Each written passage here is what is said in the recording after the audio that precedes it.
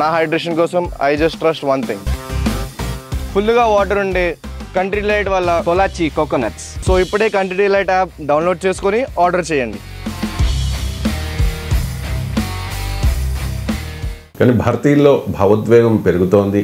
గత 2-3 రోజులుగా వస్తున్న సంకేతాలను చూస్తూ ఉంటే ఏ క్షణమైనా పాక్ మీద దాడికి దిగొచ్చు, అది ఏ దాడైనా కానివ్వండి దిగొచ్చు అనే సంకేతాలు వస్తూ ఉన్నాయి. రీసెంట్గా వివిధ దళాలతో ప్రధాని మోదీ సమావేశం కూడా అయ్యారు.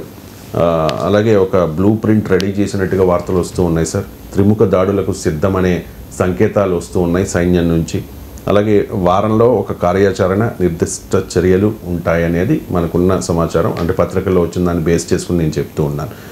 ఈసారి కొట్టేది చాలా గట్టిగానే ఉంటుంది అనే సంకేతం అయితే వస్తుంది సార్. ఆల్రెడీ ఎయిర్ చీఫ్ మార్షల్తో కూడా మోదీ నిన్న ఎయిర్ చీఫ్ మార్షల్ని కలిశారు. ఎయిర్ చీఫ్ మార్షల్ మోదీని కలిశారు. ఏంటి సార్, ఏం జరిగే అవకాశం? అంటే ఇది ప్రాసెస్ మీకు ఇన్సిడెంట్ జరిగిన నెక్స్ట్ మూమెంట్ నుంచే జరుగుతుంది, ఇలా కొత్త ఏమీ కాదు. ఈ ఇన్సిడెంట్ జరిగినప్పుడు ప్రైమ్ మినిస్టర్ సౌదీ అరేబియాలో ఉన్నారు, కానీ home minister high level meeting attend అయ్యాడు. హోమ్ మినిస్టర్తో పాటు నేషనల్ సెక్యూరిటీ అడ్వైజరు, మీకు ఆర్మీ చీఫ్స్ వీళ్ళంతా హాజరయ్యారు. So it started on the day, same day attack, Pahalgam attack జరిగిన రోజు నుంచే స్టార్ట్ అయింది. తర్వాత ప్రైమ్ మినిస్టర్ వచ్చాక అనేక మీటింగ్ జరిగాయి. ఫైనల్గా prime minister, home minister, defence minister prime minister, defence minister, national security adviser, chief of defence staff, త్రివిధ దళాధిపతులతో కూడిన సమావేశంలో ఆర్మీకి ఫ్రీ హ్యాండ్ ఇస్తూ పొలిటికల్ డిసిషన్ తీసుకున్నారు, రెస్పాండ్ కావాలి అని. ఎందుకంటే Indian army is a responsible disciplined army. Democratic కంట్రీలో ఎక్కడైనా ఆర్మీ సివిలియన్ గవర్నమెంట్ ఆదేశాలకు లోబడి ఉంటుంది. పాకిస్తాన్ లాంటి ఒక పనికిమాలిన దేశంలో ప్రభుత్వాన్ని ఆర్మీ నడిపిస్తుంది. మన దగ్గర ప్రభుత్వాన్ని ఆర్మీ నడపదు, ఆర్మీని ప్రభుత్వం నడుపుతుంది. అందువల్ల army doesn't dictate terms to the government. అందువల్ల ఆర్మీ తమ ఫీడ్బ్యాక్ ఇస్తుంది, తమ అసెస్మెంట్ ఇస్తుంది. Ultimately it is not just an operational decision, it's a strategic decision.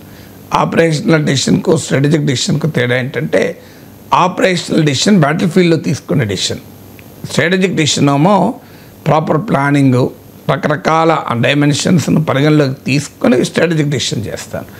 Strategic decision తీసుకొని నువ్వు వార్లో దిగుతావు. దిగిన తర్వాత సడన్గా మీకు ఒక వెపన్ ప్రయోగించబడి దానికి ఎలా రియాక్ట్ కావాలి, ఇది జస్ట్ లైక్ మీకు ఇంకా సింపుల్గా అర్థంగా ఒక క్రికెట్ మ్యాచ్ ఉంటుంది.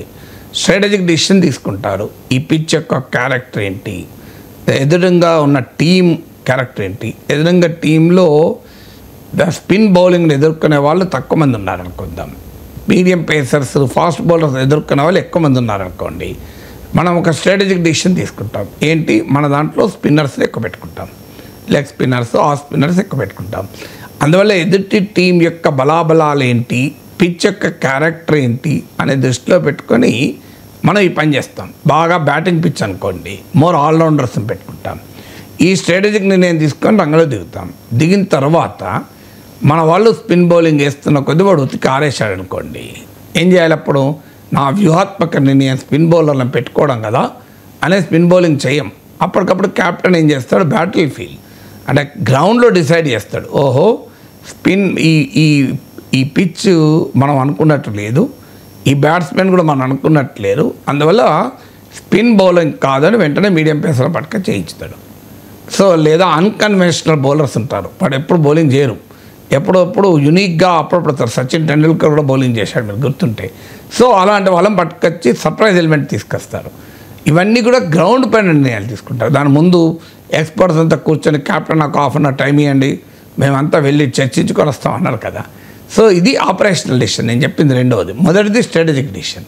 సో క్రికెట్లో ఎలా ఉంటుందో బ్యాటిల్ ఫీల్డ్ కూడా అలాగే ఉంటుంది. స్ట్రాటజిక్ డెసిషన్స్ ఉంటాయి, ఆపరేషనల్ డెసిషన్స్ ఉంటాయి.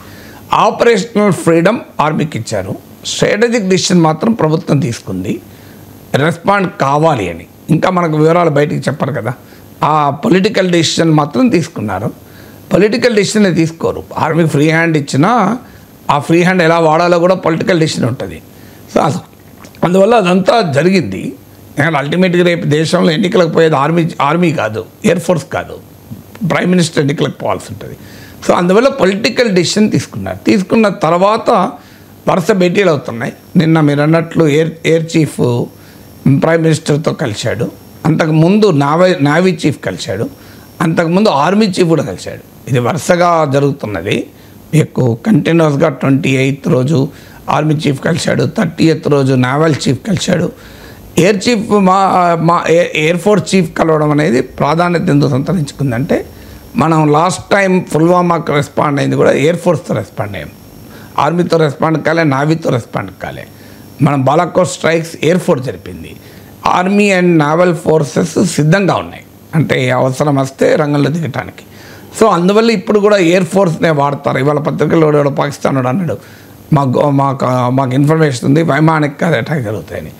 ఇక మీడియా వారం రోజుల్లో జరుగుతుంది ఇది, ఈ speculation I don't engage in it.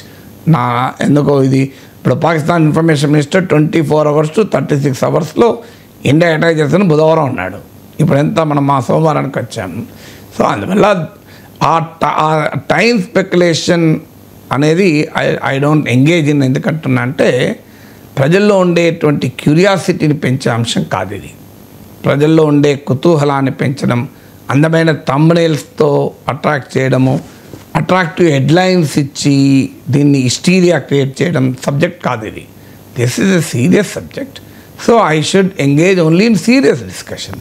దీంట్లో ఈ స్పెక్యులేషన్ వారం రోజులు, 8 రోజులు, 3వ రోజు, 4వ రోజు, 3 గంటల తర్వాత I don't believe all that. అది భారత సైన్యం తీసుకుంటుంది, భారత ప్రభుత్వం తీసుకుంటుంది. మనం ఓన్లీ రన్నింగ్ కామెంటరీ ఇవ్వగలం.